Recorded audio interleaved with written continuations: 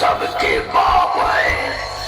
বসন ছড়া থেকে আমরা কজন mike committee present ST remix CK road से।